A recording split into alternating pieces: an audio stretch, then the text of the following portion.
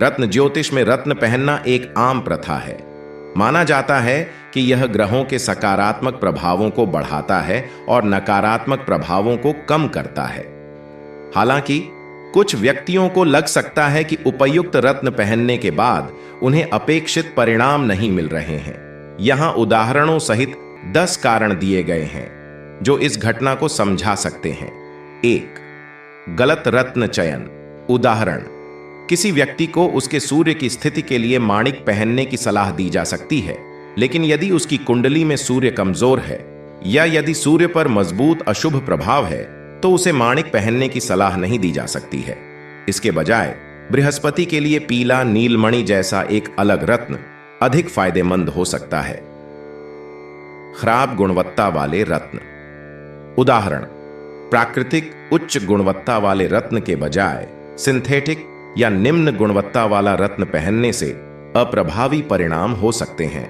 उदाहरण के लिए, निम्न श्रेणी का पन्ना पहनने वाले व्यक्ति को बुध से जुड़े लाभों का अनुभव नहीं हो सकता है क्योंकि रत्न की ऊर्जा कमजोर हो जाती है।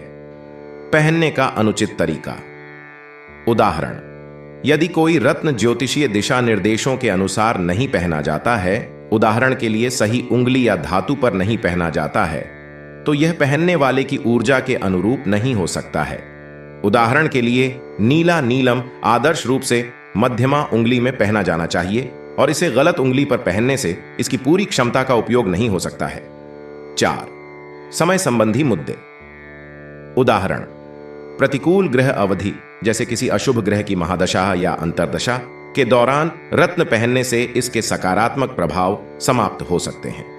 उदाहरण के लिए, यदि कोई व्यक्ति प्रतिकूल अशुभ ग्रह शुक्र की महादशा के दौरान हीरा पहनता है तो उसे हीरे का लाभ नहीं मिल पाता है। 5. विश्वास या इरादे की कमी। उदाहरण, यदि कोई व्यक्ति किसी रत्न की शक्ति पर विश्वास किए बिना या कोई स्पष्ट इरादा किए बिना उसे पहनता है तो उन्हें किसी भी बदलाव का अनुभव नहीं हो सकता है। उदाहरण के लिए, जो व्यक्ति मंगल ग्रह पर गार्नेट के प्रभाव के बारे में संशय में है, उसे अपनी ऊर्जा के स्तर या प्रेरणा में कोई सुधार नहीं दिख सकता है। ज्योतिषीय चार्ट संघर्ष। उदाहरण, किसी व्यक्ति की ग्रह स्थितियां परस्पर विरोधी हो सकती हैं जो रत्न के लाभों को नकार देती हैं। उदाहरण के लिए, यदि किसी पर शनि का प्रभाव प्रबल है जो पीले नीलमणि के लाभों का विरोध करता है तो बृहस्पति के सकारात्मक प्रभाव पर ग्रहण लग सकता है। 7. अन्य उपायों की उपेक्षा। उदाहरण, अन्य ज्योतिषीय उपायों जैसे अनुष्ठान, मंत्र या जीवन शैली में बदलाव पर ध्यान दिए बिना केवल रत्नों पर भरोसा करना प्रभावशीलता को सीमित कर सकता है। उदाहरण के लिए, केतु के लिए कैट्स आई पहनने वाले व्यक्ति को परिणाम नहीं दिख सकते हैं यदि वे केतु की ऊर्जा के साथ संरेखित आध्यात्मिक प्रथाओं में संलग्न नहीं हैं।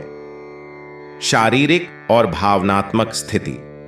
उदाहरण, किसी व्यक्ति का शारीरिक स्वास्थ्य या भावनात्मक स्थिति इस बात पर प्रभाव डाल सकती है कि वे रत्न के साथ कैसे प्रतिध्वनित होते हैं।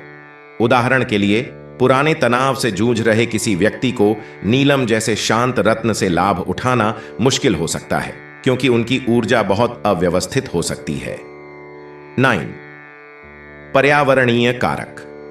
उदाहरण, जिस वातावरण में कोई व्यक्ति रहता है वह भी रत्नों की प्रभावकारिता को प्रभावित कर सकता है। उदाहरण के लिए, अत्यधिक नकारात्मक या विषाक्त वातावरण में रहने वाले किसी व्यक्ति को गुलाब क्वार्ट्ज जैसे रत्न की सकारात्मक ऊर्जा का उपयोग करना चुनौतीपूर्ण लग सकता है जो प्रेम और सद्भाव को बढ़ावा देता है।